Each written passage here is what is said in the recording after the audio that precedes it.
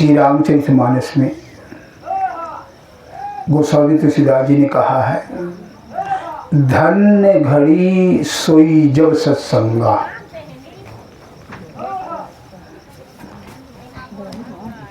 तुलसीदास जी कह रहे हैं कि धन्य है वो घड़ी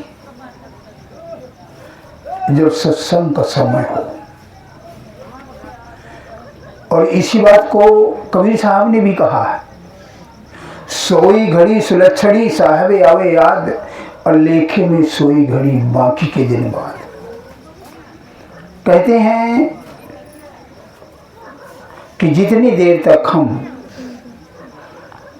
सत्संग में बैठे होते हैं और सत्संग सुनते हैं, उतनी देर का टाइम परलोक में परमात्मा के रजिस्टर में दर्ज हो जाता। हमें दिखाई नहीं देगा, लेकिन तमाम प्रमाण मिलते। दिखाई तो नहीं देता है, हमें ऐसे लगता है कि ये सब कहने सुनने वाली बातें, लेकिन ये एक सच्चाई है कि जितने देर तक के लम्हे हमारे सत्संग में गुजरेंगे, वो उस रजिस्टर में दर्ज हो जाएंगे। और सत्संग का पुण्य फल बहुत अनोखा है।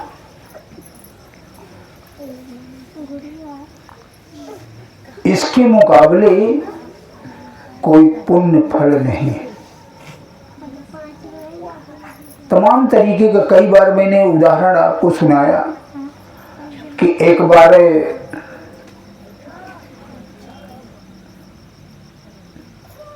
विश्वामित्र के यहाँ वशिष्ठ जी आए अतिथि रूप में, और जब जाने लगे तो उन्होंने 1000 वर्ष की तपस्या दे दिया। तपस्या 1000 वर्ष की तपस्या का फल दे दिया। और फिर कुछ दिनों के बाद विश्वामित्र जी है जो है वशिष्ठ जी के यहाँ गए, तो उन्होंने एक घड़ी के सत्संग का फल दिया। तो विश्वामित्र जो है एकदम तुनक गए, ऋषिया गए कि बताइए, मैंने 1000 वर्ष की तपस्या का फल दिया और इन्होंने मात्र एक घड़ी के सत्संग का फल दे दिया। और कहने लगे, मैंने 1000 वर्ष की तपस्या का ताकत आपको पावर दे दिया और आप मुझे मात्र एक घड़ी के सत्संग का, इसमें कितनी ताकत है। वशिष्ठ जी ने कहा, जो मेरे पास था वो तो मैं आपको भेंट में दिया, लेकिन इसे कम मत समझना। तो कहने लगे, इसका निर्णय कहाँ करवाया जाए। तो वशिष्ठ जी ने कहा, चलिए चाहे जहाँ करवाइए आप, जहाँ आपकी इच्छा हो। तो फर्स्ट नंबर में ब्रह्मा जी के पास पहुंचे और कहने लगे, महाराज जी ऐसी ऐसी बात है, हमने 1000 वर्ष की तपस्या दिया और इन्होंने एक घड़ी के सत्संग का फल दे दिया। तो ब्रह्मा जी समझ गए कि अगर मैं सच्चाई बता दूंगा तो विश्वामित्र को ऐसे क्रोधी कहीं शराप न दे। तो कहने लगे, जाओ लक्ष्मी जी के, विष्णु जी के पास चले जाइए। तो जब क्षीर सागर में विष्णु जी के पास गए तो उन्होंने यही सवाल किया कि आप हमें ये बताइए कि एक घड़ी के सत्संग का फल ज़्यादा होता है कि ये 1000 वर्ष की तपस्या का फल ज़्यादा होता है। विष्णु जी भी यही बात समझ गए। उन्होंने कह दिया, शंकर जी के पास जाओ। तो शंकर जी के पास जब गए तो उन्होंने भी आगे बढ़ा दिया कि आप ऐसा कीजिए, इस समय में संहार करने में डटा हुआ और आप जो है आप शेषनाग के पास चले जाइए, आपका निर्णय हो जाएगा। तो जब शेषनाग के पास गए, शेषनाग से सवाल किया गया तो शेषनाग ने कहा, इतना बड़ा सवाल और मेरे सिर में धरती का बोझ रखा हुआ है, अरे कोई इस धरती को थामो तब मैं फ्री हूं, फिर इसका मैं निर्णय करूं। तो विश्वामित्र जी तुरंत आंचले का गुडरी बनाया और कहने लाओ लाओ मैं था भी ले रहा हूँ। तो जैसे थोड़ा सा खिसकाया शेषनाग ने धरती को, तो वैसे वो एकदम कहने अरे थामो ना, वो नहीं मेरी गर्दन टूट जाएगी, इसे पकड़ो पकड़ो। तो उन्होंने कहा भाई वशिष्ठ जी आप आइए, शायद आपसे आप थाम ले।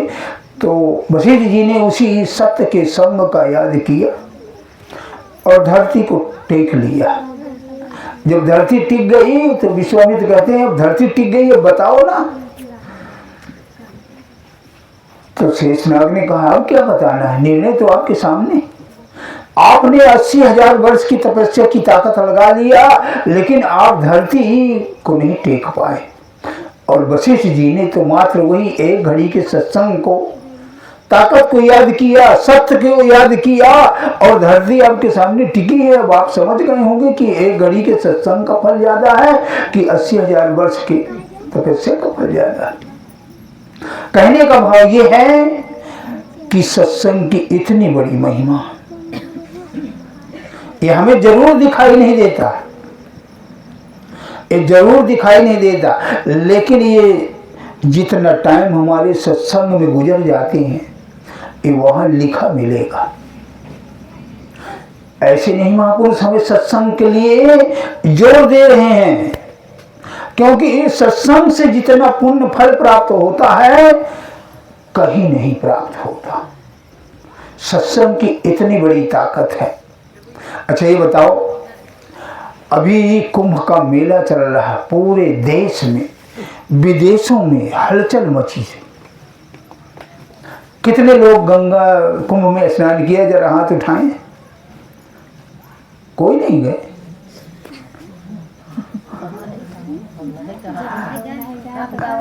अच्छा वो बहन जी गई हैं, देखो 2 तो 4 उठाए हैं, बहुत अच्छा।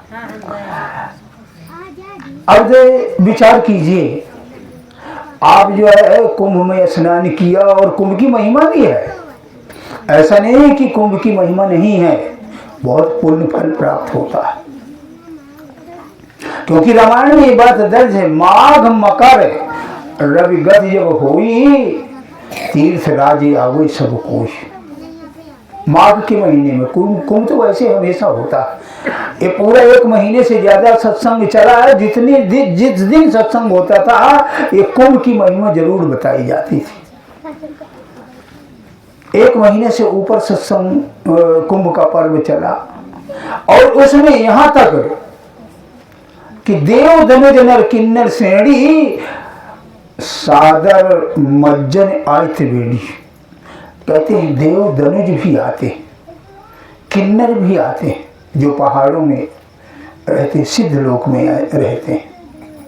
अलकापुरी भी उससे बोलते, जो कोई सिद्ध हो जाता है यानी भक्ति अच्छी कर देता जाता है तो वो सिद्ध लोक में चला जाता है, और वो सिद्ध लोक जो है उसको अलकापुरी भी कहते हैं। और ये कैलाश पर्वत में, कैलाश पर्वत में है, और वहाँ राजाओं जैसे ठाठ बाट होता है, हर भोग वहाँ होता है, यानी पूरा सुख मिलता है। आपने पहले कविताओं में शायद सुना हो, यदि मैं होता किन्नर नरेश तो राजमहल में रहता, सोने का सिंहासन होता, सिर पर मुकुट चमकता। सुना है ना?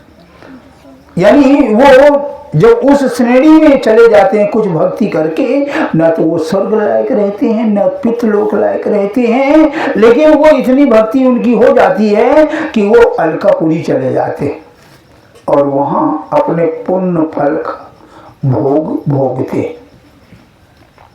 तो वो आते हैं इंसान की ही श्रेणी में। ऐसे लोग भी वहां पहुंचते हैं, ऐसे लोग भी वहां पहुंचते हैं जब ये पर्व होता है।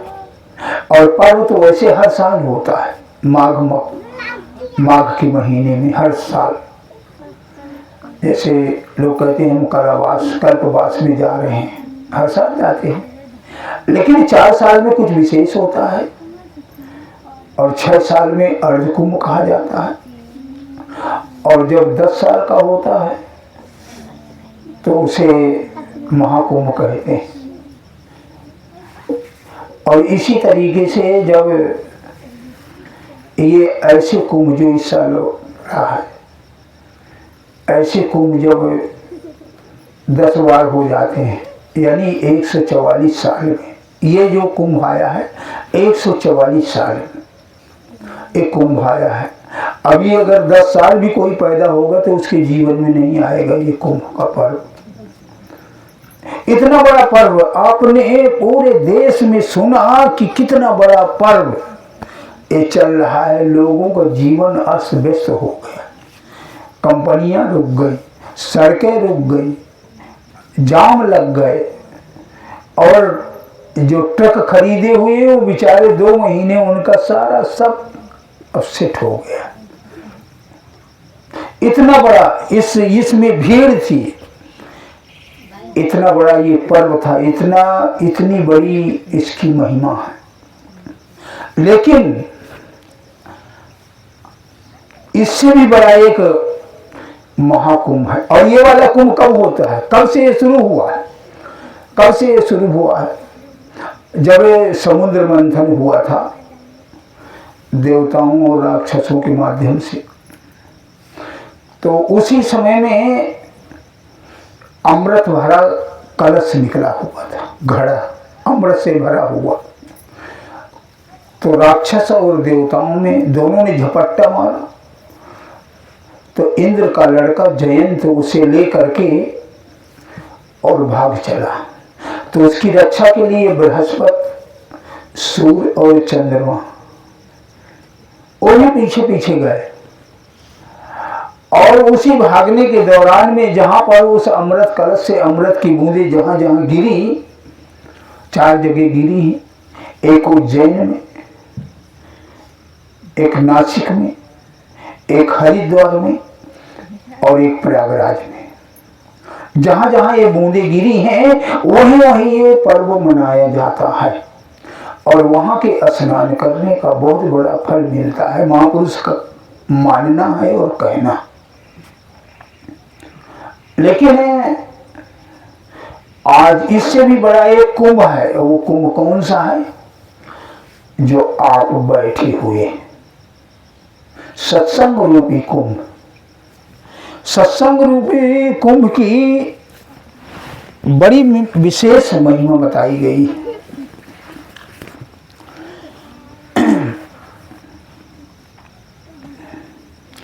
और इसकी दुर्लभता भी बताई गई। ये बहुत दुर्लभ है। हम सोच रहे होंगे कि सुरेश ने आज ये कुंभ बुलाया हुआ है या सत्संग करवाया है, ये तो एक हमारा नाम होता है। ये चाहे हारी बीमारी के माध्यम से हो, चाहे जिस माध्यम से हो, जब उसकी कृपा होती है। धन मनाइए ऐसी बीमारी को, धन मनाइए ऐसी बीमारी की। इसी ऐसी बीमारी की वजह से हम आज हमारे घर में बहुत बड़ा महाकुंभ आ गया है। और इस कुंभ की, इस सत्संग रूपी कुंभ की बहुत बड़ी दुर्लभता बताया है, बहुत बड़ी दुर्लभता बताया है। गोस्वामी तुलसीदास जी कह रहे हैं, सत्संगत दुर्लभ संसारा और निमिष दंड भरिए कहवारा।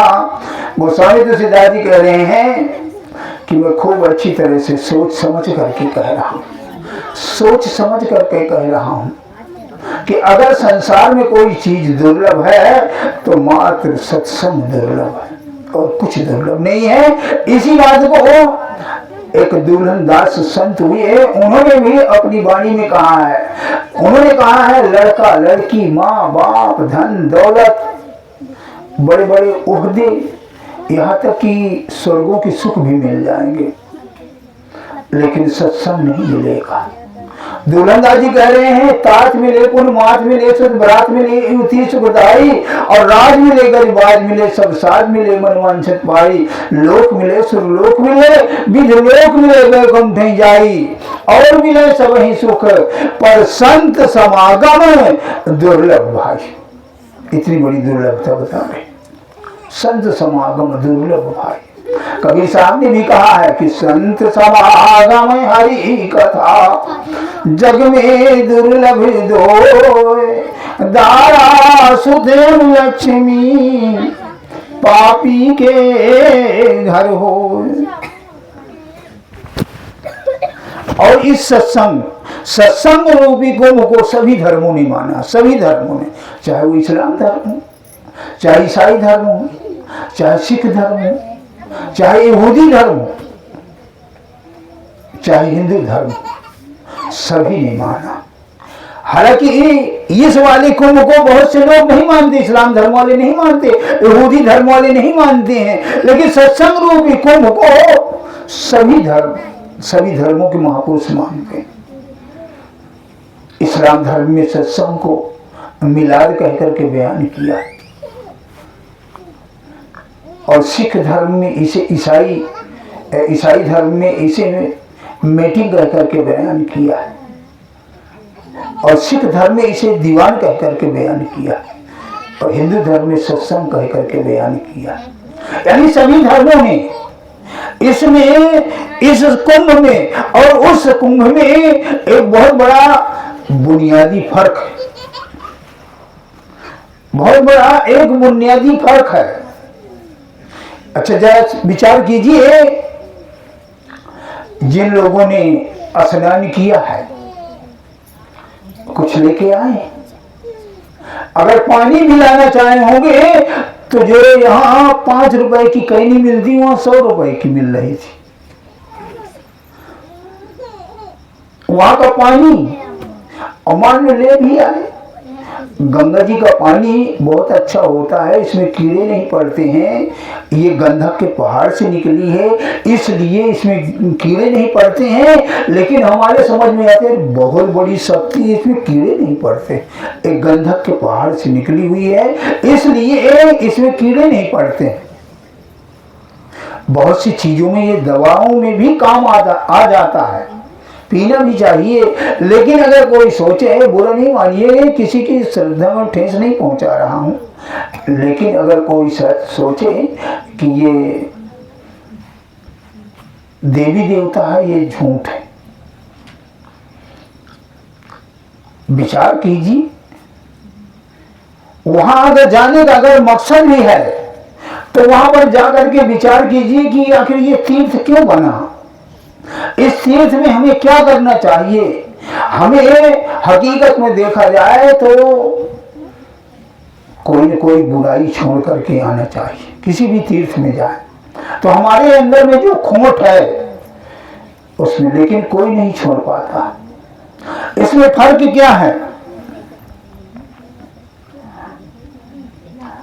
इसमें एक फल मिलता है और सत्संग रूपी कुंभ में 4 फल मिलते हैं। कहा है कबीर साहब ने, तीर्थ गए 1 फल, संत मिले फल 4 और सदगुरु मिले अनेक फल, कहे कबीर विचार। कहते हैं सत्संग में, तीर्थ में 1 फल, और अगर सत्संग मिल गया तो 4 फल, धर्म अर्थ काम और मोक्ष। और अगर सदगुरु मिल गए, अगर अच्छी तरह से इसमें डुबकी लगा ली तो अनेक फल मिलते ही रहेंगे। और इसमें उसका फल मालूम नहीं पड़ता, लेकिन इसका फल मज्जर फल देखी तत्काला, अका कहों बिग बका मराला। कहते हैं इसमें सत्संग रूपी कुंभ में स्नान करने से तुरंत कौवे से हंस बन जाता है। लेकिन कौन बनेगा? जिसने डुबकी लगाया, जिसने डुबकी लगाया है। सत्संग रूपी कुंभ में जिसने डुबकी लगाया है उसकी हालत बदल जाती है। उसकी हालत ये बदल जाती है कि अगर कहीं गलत विचार भी आया मन में, गलत विचार भी आया मन में, तुरंत उस इस सत्संग रूपी गंगा का, सत्संग रूपी कुंभ का असर तुरंत पहुंच जाता है। अरे यार, मैं तो एक सत्संगी हूं, मेरे अंदर ये गलत विचार कैसे आए, मुझे ऐसा नहीं करना चाहिए। तुरंत इस बात का असर होता है कि नहीं। जरा हाथ उठाए, अगर कोई डुबकी लगाया हो सत्संग में, कोई नहीं उठाए, तुरंत असर होता है, तुरंत असर होता है। अगर किसी प्रकार का गलत विचार, किसी से ईर्ष्या और किसी से कुभाव किसी के प्रति आया तो तुरंत एक बार ये मन जो है, मन में ठोकर लगती है कि अरे मैं एक सत्संगी होकर के मेरे मन में ऐसा विचार आ रहा। यही है इसका फल। और उसमें उस पानी वाले कुंभ में क्या होता है? पानी वाले कुंभ में स्नान करने से शरीर का मैल छूट जाता है, शरीर का मैल छूट जाता है।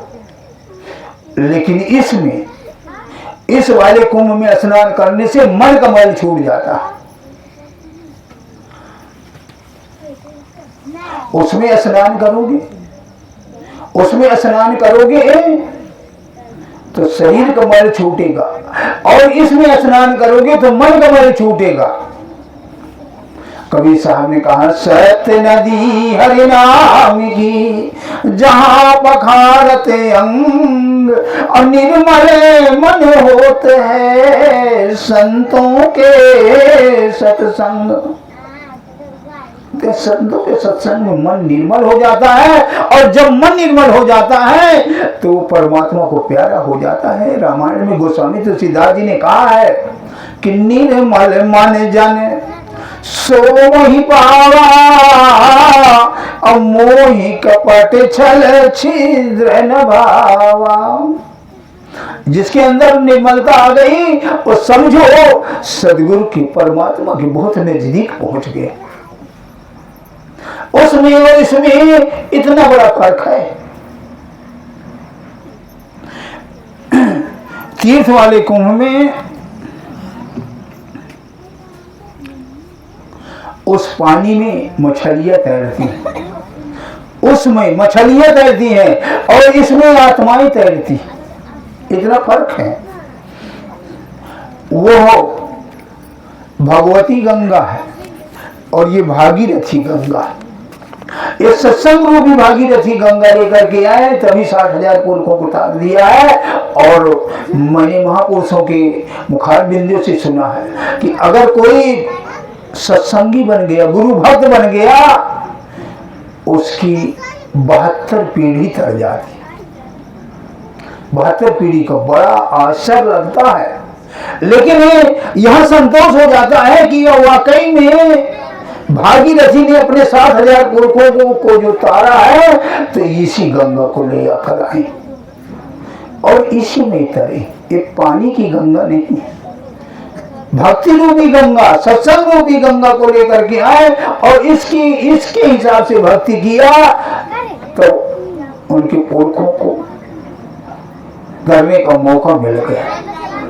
इसकी इतनी बड़ी महिमा बताते हैं। उसमें पानी है, उसमें पानी है, और इसमें वाणी है। ये फर्क। उस तीर्थ वाली गंगा में गहराई में जाओगे तो मौत का भय, मौत अरे बच गया नहीं तो फिसल जाता और गहराई में चढ़ जाता, डूब जाता। उसकी गहराई में जाओगे तो डूबने का भय हो जाएगा, और सत्संग रूपी की गहराई में जाओगे तो मौत का भय खत्म हो जाएगा। मौत का भय खत्म हो जाता है। कई बार मैं सुनाता हूँ कबीर साहब का शब्द, अगर कोई सत्य संग में आता रहेगा तो मरने का भय दिल से जाता रहेगा। अगर कोई सत्य संग में आता रहेगा तो मरने का भय दिल से जाता रहेगा। इसमें इतना फर्क है।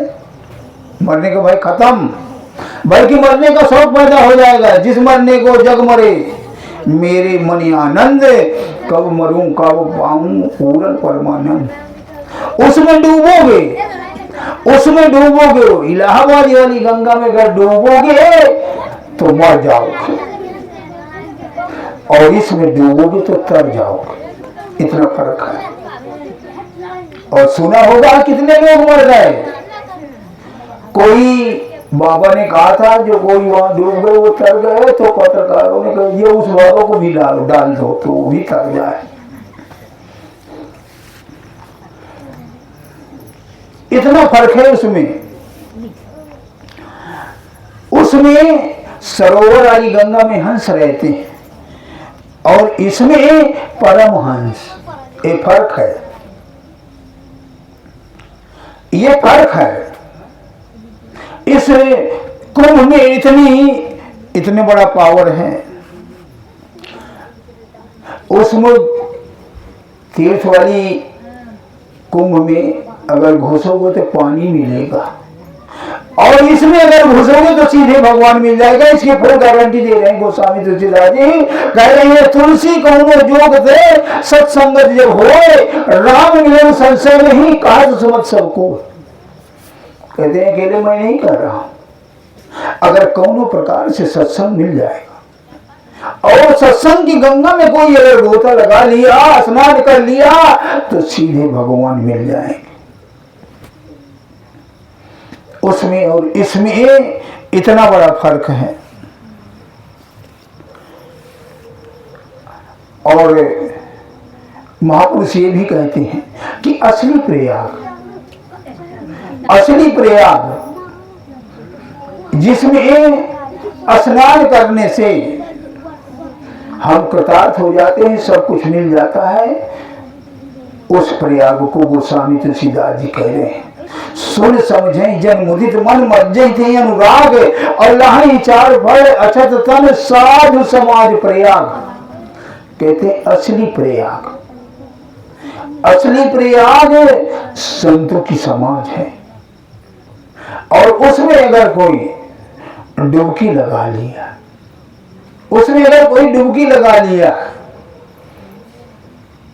सब कुछ मिल गया।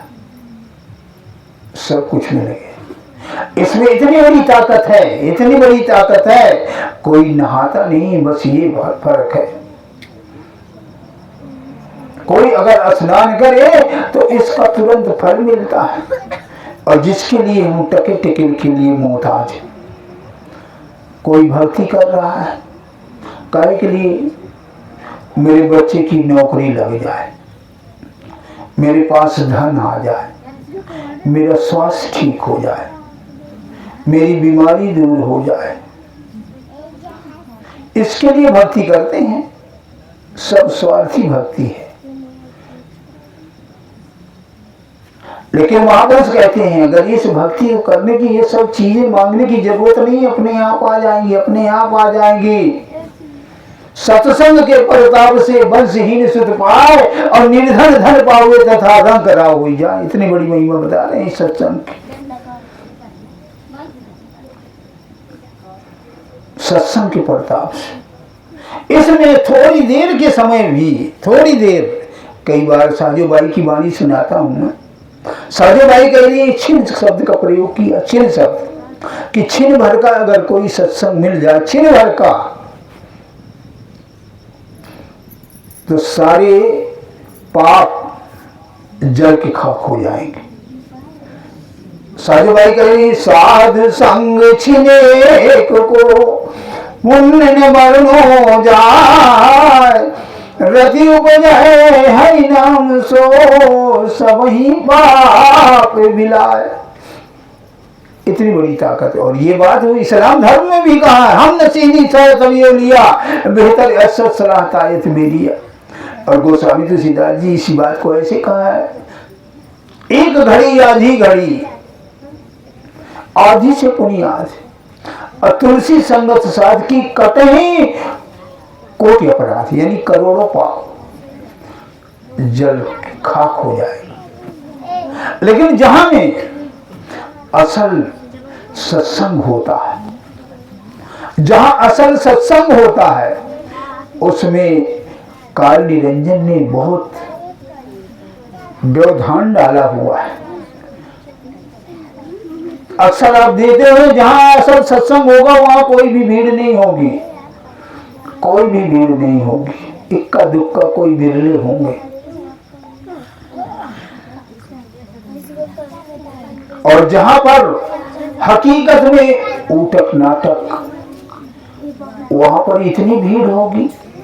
ये काल निरंजन की व्यवस्था है, एक काल निरंजन की व्यवस्था है। कबीर साहब ने बताया है, कबीर साहब ने कहा है निरंजन धन तुम्हारो दरबार।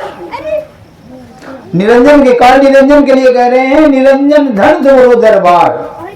वाह निरंजन, वाह काल निरंजन, धन्य तेरा दरबार।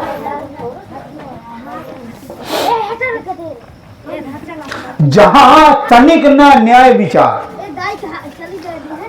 जरा सा भी विचार नहीं है, कोई न्याय नहीं है। धन्य तेरा दरबार, धन्य तेरा देश। कबीर साहब की अपनी वाणी के माध्यम से बता रहे हैं। रंग महल में बसे मस्करे, रंग महल में बसे मस्करे, पास तेरे सरदार। और धूल धूप में साध विराजे, भय जो भौनिध पार। बेस्या ओढ़े खासा मलमल, ध्यान दीजिए जो बचे कुछ, बेस्या ओढ़े खासा मलमल, गलमचियन का हार। और पतिव्रता जो पतिव्रता को मिले न खांगी, सूखा निरस आहार। निरंजन धन तुम्हारो दरबार। अरे वाह, बेस्या के घर में एक एक सोफा सेट, गलों में मोतियों का हार। और जो बेचारे ईमानदारी से कमा रहे हैं उनको नीरस आहार, कहीं भाजी भाते मिल रहा। और पहनने के लिए खागी कह रहे हैं जैसे खब सबसे कमल गजी वाला कपड़ा मिल रहा है पहनने को। और वह खासा मलमल, खासा मलमल। निरंजन धन तुम्हारे दरबार। ये काल निरंजन की व्यवस्था ऐसी है कि जहां पर उटक नाटक ढोंग होगा वहां बहुत भीड़ होगी, बहुत वहां रौनक होगी। ये उसकी ताकि उधर ही सबको मन लगे। कभी कभी होता है और ये यहाँ तो जरूर कोई, यहाँ जरूर कोई पागल होगा, तभी तो इतनी भीड़ लगी हुई है, तभी तो इतनी भीड़ है। और कह रहे हैं इसमें निरंजन धन तुम्हारो जगत दरबार। पाखंडी को जग में आदर, संत को कहे लबार। पाखंडियों का बहुत बड़ा आदर और संत को कहे लबार। अज्ञानी को परम विवेकी, ज्ञानी को मूढ़ गंवार। अज्ञानी को कहेंगे यार बहुत बड़ा विवेक है यार, और ज्ञानी को कहेंगे ज्ञानी मूढ़ गंवार। निरंजन है धन तुम्हारो दरबार। काल निरंजन है, काल निरंजन की व्याख्या कर रहे हैं कबीर साहब। कहे कबीर फकीर पुकारी, उल्टा सब व्यवहार। साच कहो तो मारन धावे, झूठन को इतबार। कहते हैं झूठों को बहुत इतबार, बहुत विश्वास कहते हैं। और कबीर साहब ही नहीं कह रहे, गोस्वामी तुलसीदास जी ने भी कहा है। कबीर साहब गोस्वामी तुलसीदास जी ने कहा मारग सोई जो जा कहूं जो भावा, अब पंडित सोई जो गाल बजावा। कहते हैं जिसका जो मार्ग है उसी में चल रहे हैं, पंडित उसी को कहा जाएगा जिसको गाल बजाना आ गया, वही उसी का बड़ा आदर होगा, उसे बहुत बड़ा पंडित माना जाएगा। और साथ में कह रहे हैं मिथ्या रंभ दम रति जोई, अताकह संत कहे सब कोई। जैसे मिथ्या रंभ दम रति जोई, ताको संत कहे सब कोई। ये काल निरंजन की व्यवस्था है। सोई सयान जो परधन हारी, जाकर दम्भ बहु आचारी। यानी जो पराया धन लूट लेगा उसे बड़ा आचारी कहेंगे। निरंजन का, काल निरंजन की ऐसी व्यवस्था है। ये हम सोचते हैं फलाने गड़बड़ है, फलाने गड़बड़ है, ये उसकी व्यवस्था है।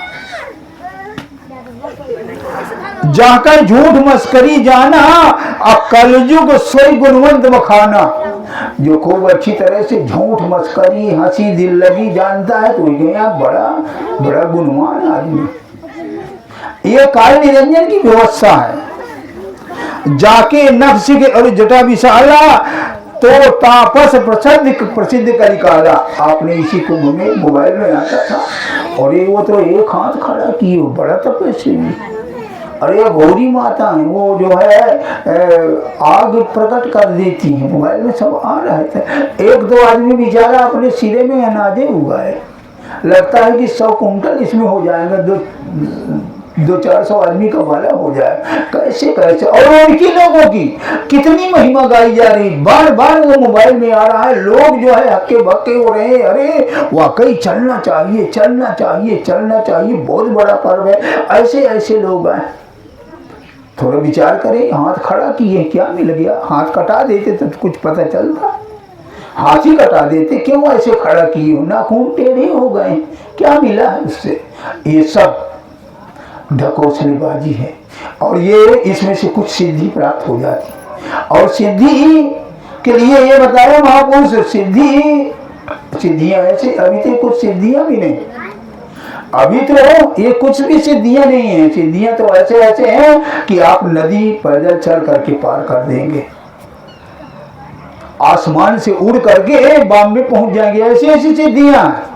लेकिन इन सिद्धियों के लिए महापुरुष ये कहते हैं कि ये बगैर पायलट का जहाज, जैसे जिसमें ड्राइवर न हो, पता नहीं वो कहाँ खड्डे में गिर जाए, क्योंकि इन सिद्धियों से अहंकार आता है, और जैसे ही अहंकार आए वैसे हम डूब गए। तो ये जो भी हो रहा है, ये सब का निरंजन कितना बड़ा पर्व, कितना मनाया गया, कितना धूमधाम से मनाया गया। मैं उसके खिलाफ नहीं कह रहा हूं, मैं उसके खिलाफ हूं, लेकिन इस वक्त विचार करने वाली बात है। इस पर विचार करें कि बहुत लोग स्नान करके आए हैं कुछ लेकर के, और इसमें अगर कोई स्नान कर लिया, गोता लगा लिया, तो दूसरे दिन पता चल जाता है, अरे हम सत्संग में गए थे यार, तू कुछ नहीं कर होता, असर तो पछतावा होने लगता है, यार हम बहुत गलत हो रहे हैं, हम बहुत गलत चल रहे हैं, हम दूसरे के साथ धोखाधड़ी कर रहे हैं, दूसरे के साथ चल कपट कर रहे हैं, हमारे मन में ईर्ष्या रहती है, यार मैं ज्यादा चुगलखोर में। आज तो हमने सत्संग में सुना कि कहा गया है कि निर्मल मन जन सो मोहि पावा, मोहि कपट चल छिद्र भावा, यानी इसका तुरंत असर होता और उसका कुछ असर नहीं होता, कुछ असर नहीं होता। तो इसमें और उसमें इतना बड़ा फर्क है। तो मैं अब अपनी बात यहीं से समाप्त करूंगा, क्योंकि तो समय ज़्यादा हो गया, अभी हमें जाना भी है राजापुर, और तो ये बात मेरी मंजूर है।